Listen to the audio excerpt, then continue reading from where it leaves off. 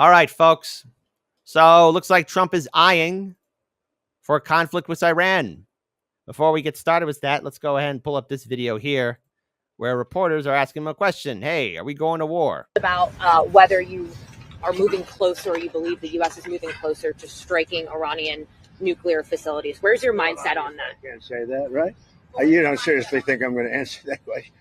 Will you strike the Iranian nuclear component? And what time exactly, sir? Sir, would you strike it? Would you please inform us so we can be there and watch? I mean, you don't know that I'm going to even do it. You don't know. I may do it. I may not do it. I mean, nobody knows what I'm going to do. I can tell you this, that Iran's got a lot of trouble, and they want to negotiate.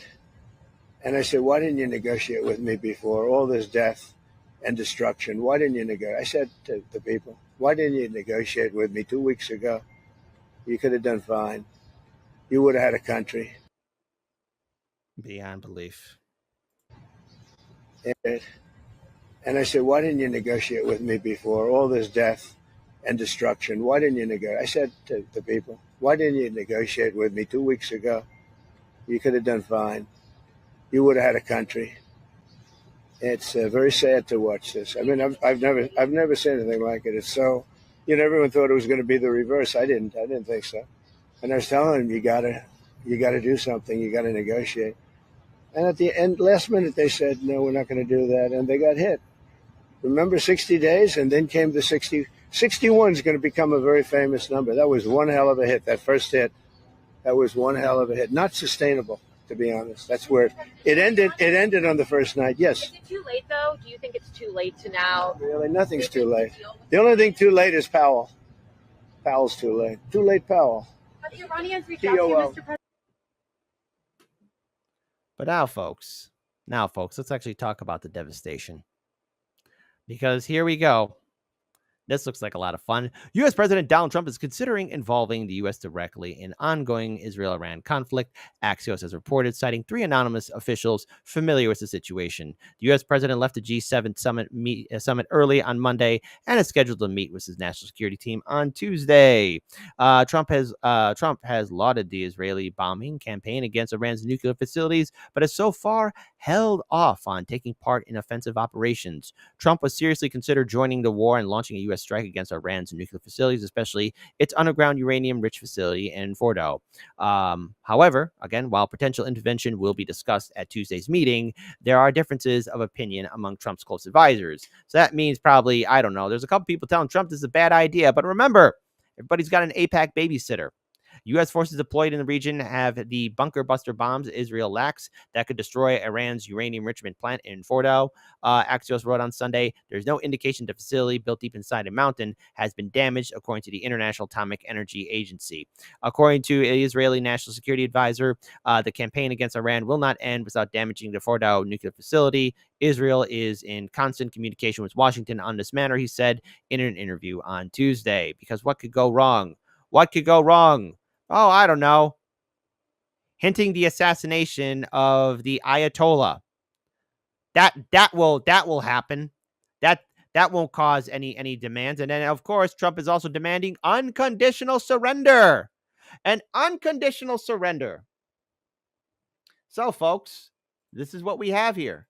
Unconditional surrender. U.S. President Donald Trump has demanded an unconditional surrender from Iran, which has been locked in the heated military conflict with Israel over the past days. In a series of posts on his Truth Social, Trump also claimed, we now have complete control over the skies of Iran. Hostility between West Jerusalem and Tehran has been intensifying since Israel's attacks on the uranium enrichment center, nuclear and military facilities, and a series of drone and car bomb attacks that killed over a dozen senior Iranian military commanders and scientists, as well as multiple civilians. Iran retaliated by firing dozens of ballistic missiles into Israel. The two sides have been exchanging attacks since then. Because what could go wrong? What could go wrong? What could go wrong? What could go wrong? What could go wrong? What could go wrong? What could go wrong? And here we are. And wait, it gets better. The CEO of Lockheed Martin says we are in the beginning of a 3 to 5 year surge in defense spending. What could go wrong? The COO of Lockheed Martin, Frank St. John, thank you for joining us. Lots to discuss because defense is the topic that is happening right now. And a lot of people are saying defense spending, are we in the beginning stages here, given everything we're seeing, Ukraine, the Middle East, or are we sort of in those middle innings? Where would you say we are? Hey, Phil, good to see you again.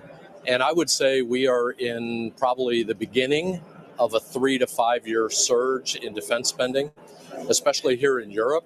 The first couple of years, there was a lot of dialogue and understanding the issue and understanding the demand for deterrence capability.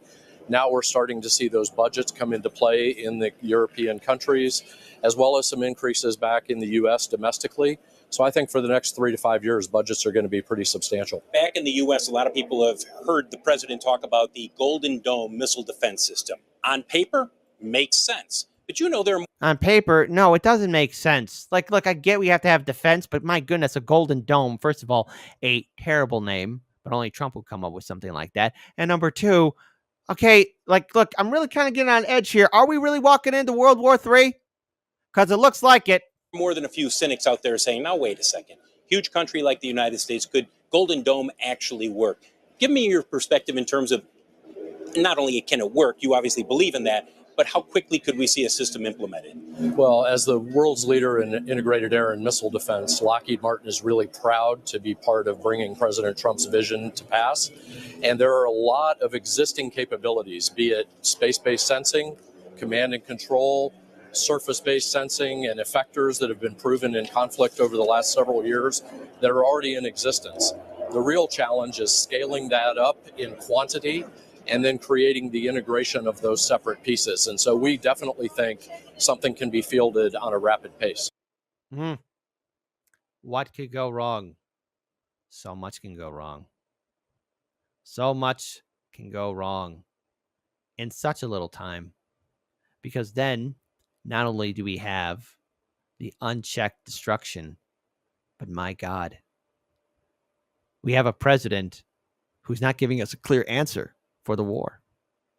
We have a president who more or less, look, because I've been watching my colleagues at RBN, Due Dissidents, Jimmy Dore, all of them saying the same thing. We have a president that's pretty much cucked. Okay. Just like how Biden was. Just like how all of them are, including our U.S. senators and House representatives. Don't be surprised if we get dragged into this, kicking and screaming. And who's going to pay for it? Well, that's you, the American people. I mean, what's the general outcome? What's the benefit with war with Iran? Because I could see Russia and China getting involved in this. I could see this war getting out of hand. I could see this war being instigated as a global theater. And then next thing you know, we see the missiles being dropped on us. Trump supporters, I know you don't want this. Hey, Democrat supporters, I know you don't want this. Hey, so those No Kings March protesters, what did your protest accomplish? What did they do? Did they do anything? Did they accomplish anything? Because right now I'm very curious. An inquiring mind wants to know, because every single person out there should be very concerned that you have the sitting president, you have U.S. senators and House representatives cheerleading for war. I'm going to encourage everybody to keep their head on a swivel and to be very afraid right now. To be angry. And to stand up against this brutality that is being put upon us. There's a danger happening. There's a danger of us being led to war. And we have the U.S. president who ran on no war, now cheerleading for war. Tulsi, where are you at? Anti-war people, where are you at? Everybody, like if you were anti-war, especially on the right, like right now, we need everybody to be speaking out. Everybody. And that even includes on the right, on the left too. Even the latte drinking liberals. Where's everybody at? Now's not the time for everyone to be hating each other. Now we need to be speaking and standing in solidarity with each other, because if we don't, we're all going to be vaporized. We're all going to be led into this war, and the price is going to be too damn high. Talks about assassinating the leader. Talks about striking the country. The U.S. being involved. In a previous segment, we talked about Ted Cruz saying how we are helping. How are we helping? I thought we were not helping. I thought we were staying out of it. So many questions. Very few answers. But I do know one answer.